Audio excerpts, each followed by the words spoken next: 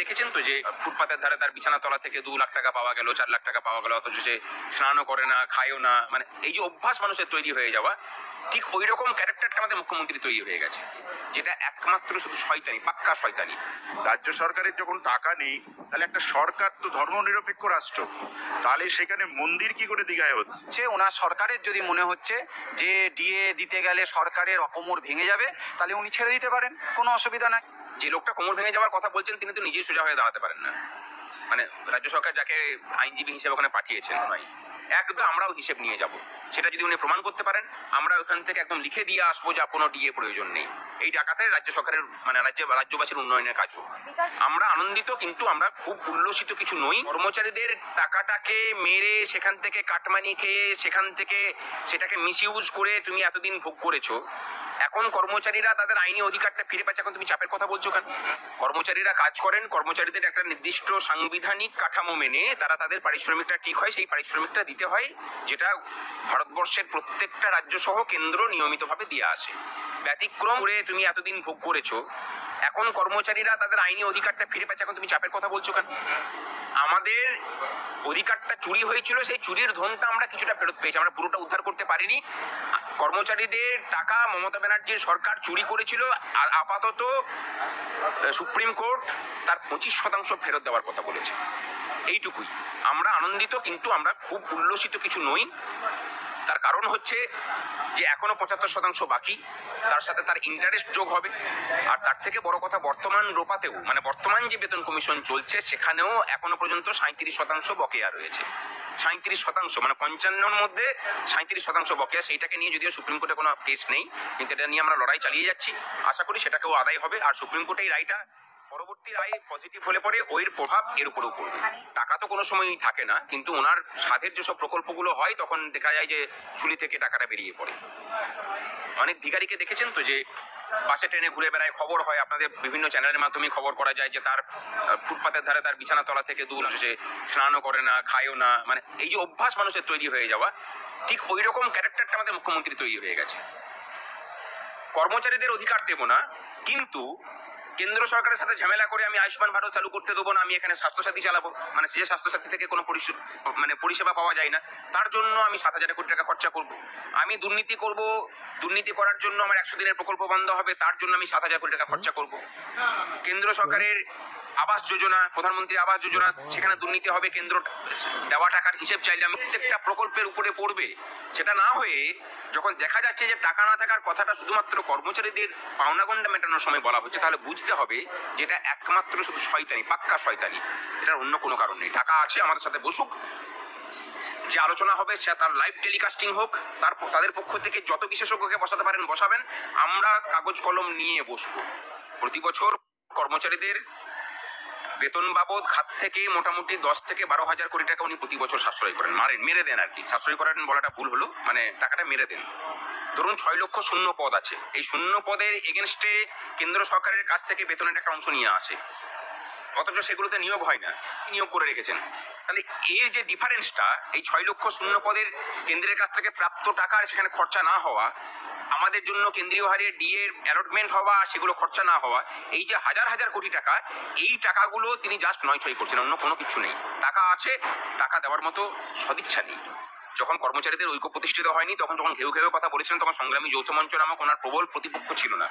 এখন সংগ্রামী যৌথ মঞ্চের জামানাই আরেকবার বলুন না যে ঘেউ ঘেউ এই শব্দটাকে উচ্চারণ করতে, বাকিটা সংগ্রামী যৌথ মঞ্চ বুঝে নেবে। কত উনি মুখ্যমন্ত্রী আর কত কোন মন্ত্রী আছেন, বাকিটা আমরা বুঝে নেব।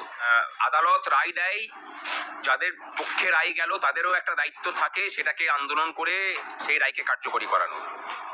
সরকার যদি না দিতে চায়, তারপরেও যদি এই রাজ্যের কর্মচারীরা মানে চাতক পাখি হয়ে বসে থাকেন, তাহলে তা আমি বলবো যে তাদের অধিকার পাওয়ার অধিকার নেই। আর যদি কর্মচারীরা জোট বেঁধে দলমত নির্বিশেষে পথে নামতে পারেন এই রায়কে, মানে সুপ্রিম কোর্টের রায়কে ইমপ্লিমেন্ট করানোর জন্য, তাহলে অধিকার পাবেন। আন্দোলনে পড়লে পরে চাপ পড়লে বাপ বলতে বাধ্য, সেটা তো আমরা এখানে বসে বসে দেখিয়েছি। আমরা এখানে যখন শুরু করলাম, তার আগে 3 বছর এই সরকার কোনো ডিএ দেয়নি। আমরা আন্দোলন করে এই সরকারের কাছে প্রথম 1 বছরের মধ্যে 3 বার ডিএ আদায় করেছি। ডিএ দেওয়ার কথা বছরে 2টো করে, উনি বিগত 14 বছর ধরে একবার করে দিয়েছেন অথবা দেয়নি, এরকম চালিয়ে গেছেন। সেখানে 1 বছরে 3 বার দিতে বাধ্য করেছে। সুতরাং মানে ঠিকঠাকভাবে চাপ দিতে পারে। যে লোকটা কোমর ভেঙে যাওয়ার কথা বলছেন তিনি তো নিজেই সোজা হয়ে দাঁড়াতে পারেন না, মানে রাজ্য সরকার যাকে আইনজীবী হিসেবে ওখানে পাঠিয়েছেন, তা আগে তিনি মানে সত্য কথাটা বলার প্র্যাকটিস করুন। আদালতে গিয়েও এরা আদালত কক্ষের বাইরেও যেমন মিথ্যা কথা বলেন, আদালতের ভিতরেও এরা মানে সমানভাবে মিথ্যা কথাগুলো বলে যান। উনি তথ্য দিয়ে প্রমাণ করুন যে কোমর ভেঙে যাবে, তারপর আমরা মেনে নেব। আগে তথ্যটা দিন নয়, একদম হিসেব নিয়ে দেখাতে হবে, আমরাও হিসেব নিয়ে যাব। সেটা যদি উনি প্রমাণ করতে পারেন, আমরা ওখান থেকে একদম লিখে দিয়ে আসবো যে কোনো ডিএ প্রয়োজন নেই। এই টাকাতে রাজ্য সরকারের মানে রাজ্যবাসীর উন্নয়নের কাজ হোক। নিজে গোটা কলকাতা থেকে তোলাবাজি করে জায়গা জমি বিক্রি করে দিয়ে রিয়েল এস্টেটের বিজনেস করে হাজার হাজার কোটি টাকার মালিক হয়ে উনি ফকির সেজে থাকেন। তাদের মুখ থেকে এসব কথা বেরোবে না তো আপনি কি মানবিক মানে জায়গা আশা করেন নাকি? তাই অমানবিক এবং বর্বর সরকার, এদের কাছ থেকে অন্য কিছু আশা করা যায় না। আমরা এর বিরুদ্ধে খুব শক্তর প্রতিবাদ মিছিল করে তাদেরকে সংহতি জানাবো, লড়াই চলবে। মুখ্যমন্ত্রী বারবার করে যে বলে দেয় যে দয়ার দান, সুপ্রিম কোর্ট প্রমাণ করে দিয়েছে এটা দয়ার দান নয়, এটা আমাদের অধিকার, আমরা ছিনিয়ে নেব। উনি বারবার বলছেন, ওনার সরকার থেকে বলা হচ্ছে কোমর ভেঙে যাবে, ওনাকে কেউ মাথার দিব্যি দিয়ে বসে নিয়ে, এটা জমিদারি নয়, কেউ অক্ষম হতেই পারে, ছেড়ে দিকে চালাবে, তারাও যদি না পারে তারাও ছাড়বে। এখানে পশ্চিমবঙ্গে যোগ্য ব্যক্তির কোনো অভাব নাই। ওনার যদি মনে হচ্ছে, ওনার সরকারের যদি মনে হচ্ছে যে ডিএ দিতে গেলে সরকারের অকমর ভেঙে যাবে, তাহলে উনি ছেড়ে দিতে পারেন, কোনো অসুবিধা নাই। আর একটাও কথা বলতে চাই যে উনি বলেছিলেন যে ঘেউ ঘেউ করবেন না, তো তার উত্তরে এই কথাটাই বলতে পারি যে আমরা যে ভাষাতেই কথা বলি না কেন, সুপ্রিম কোর্ট সেই কথা বুঝেছে এবং তার উচিত জবাব থাপ্পড়ের মাধ্যম দিয়ে রাজ্য সরকারকে জানিয়েছে। এই দিনে যে সুপ্রিম কোর্টের থাপ্পড়টা উনি সুপ্রিম থাপ্পড় খেয়েছেন।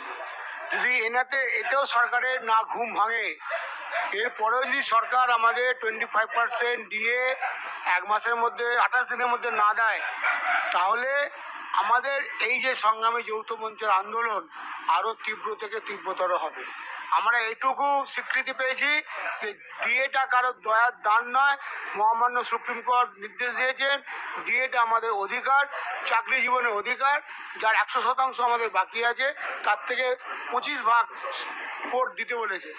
যদি নির্দিষ্ট সময়ের মধ্যে না দেন, তার জন্য সংগ্রামী যৌথ মঞ্চ হবে, তেমন রাস্তার আন্দোলনে থাকবে।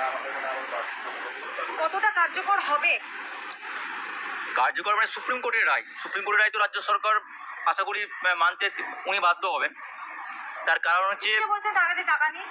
টাকা নেই বললে তো শুনবে না। তার কারণ হচ্ছে কোর্ট তো একটা লজিকে চলে, এবং তো এই রায়টা তো আজকে দেয়নি, হাইকোর্ট তো আজকে 2022 রায়টা দিয়েছেন।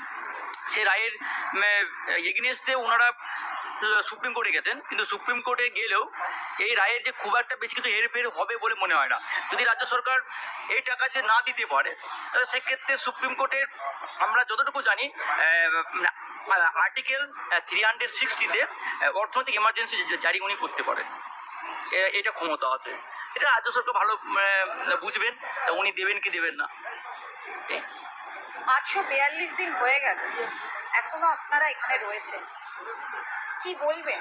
এটা কি আপনাদের জয় নাকি রাজ্য সরকার কোনোভাবে চাপের সম্মুখীন হবে? কারণ তিনি তো বলছে তার কাছে টাকা নেই। 842 দিন ধরে বসে আছি, লড়াইটা যতদিন না শেষ হচ্ছে আমরা বসেই থাকবো। মানে আমরা দেখতে চাই যে উনি কত দূর দৌড়াতে পারেন। অনেক সময় দেখা যায় না, দৌড়িয়ে আমরা মানে উনি বিভিন্নভাবে মানুষকে ভুল ভ্রান্তি বুঝিয়ে, বিভিন্নভাবে মানুষের মাথায় টুপি পরিয়ে দিন দিন চলে যাচ্ছেন। তো আমরাও দেখবো কতদিন ওই টুপি সরকারি কর্মচারীদের অর্থ, ওনার বাপতি কোনো সম্পত্তি নয়, মানে ওনার বাবার কোনো সম্পত্তি নয় যে উনি যা খুশি করতে পারেন। কর্মচারীদের অর্থ হেফাজতে রাখুন, ছিনিয়ে নেওয়া হবে। সুপ্রিম কোর্ট বলেছে 2009 থেকে 2015 ডিসেম্বর পর্যন্ত যে ডিউ, এর একটা পরিসংখ্যান যদি আপনাদের দিই, 2010-11 সালে রাজ্য সরকারের অভ্যন্তরীণ যে আয় ছিল সেটা 2015-16 গিয়ে 103% বেড়েছিল। 2010-11-তে কেন্দ্রের থেকে যে বিভিন্ন খাতে যে প্রকল্প 300%-এর উপরে গেছে। তাহলে যদি রাজ্যের আমি আয় বলি 2010-11 আর 2015-16 প্রায় 450% আয় বেড়েছিল। তাহলে যেই সরকারের 450% বিভিন্ন খাতে আয় বাড়ে, তাহলে 9 থেকে পনেরো পর্যন্ত দেওয়ার কোনো অসুবিধা ছিল না। আপনি ভাবুন যে আপনি অ্যাজ একজন সাংবাদিক আপনার আজকে মাসে যত উপার্জন হয় সেটা যদি 400% পরের মাসে বেড়ে যায় তাহলে আপনার কন্ডিশন কি হবে, আপনার লাইফস্টাইল কোন জায়গায় হবে?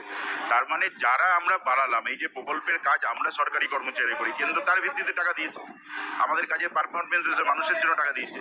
এই যে অভ্যন্তরীণ আয় এটা আমরা তুলেছি কর্মচারীরা, তাহলে তার জন্য আমরা প্রাপ্য পাবো না, তাহলে আর্থিক কোনো অসুবিধা নেই। এবং 2010-11 থেকে 2015-16 পর্যন্ত প্রত্যেক বাজেটে রাজ্য সরকার কর্মচারীদের টাকা রেখেছিল, কোনো বছরে খরচা করতে পারেনি, দিয়ে দিল না আবার খরচা করতে হয়। তাহলে সেই টাকাটাও যদি দিত তাহলেও কিন্তু এতটা গ্যাপিং থাকতো না।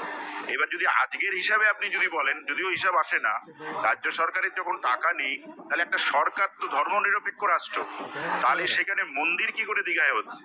আর যদি বলেন ওই টাকাটা তো নাগরিকের টাকায় হচ্ছে, এমন মানুষ আছে যারা হিন্দু ধর্মে বিশ্বাস করে না, তাহলে তার টাকা হিন্দু ধর্মের মন্দির হবে কেন? আবার অনেক নাগরিক আছে কোনো ধর্মকেই বিশ্বাস করে না, তাহলে তার টাকায় জগন্নাথের মন্দির হবে কেন? আমি একজন হিন্দু হিসেবে জগন্নাথ প্রভু আমার প্রভু, তাকে আমি শ্রদ্ধা ভক্তি করি, কিন্তু যখন আমি একজন নাগরিক তাহলে এই টাকাটা কোথায় আসছে?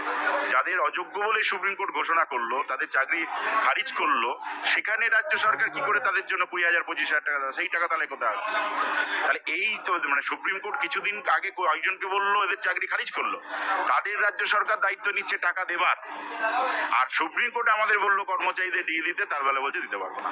এই যে পার্থক্য, এটা এতেই বোঝা যাচ্ছে কোন জায়গা আছে।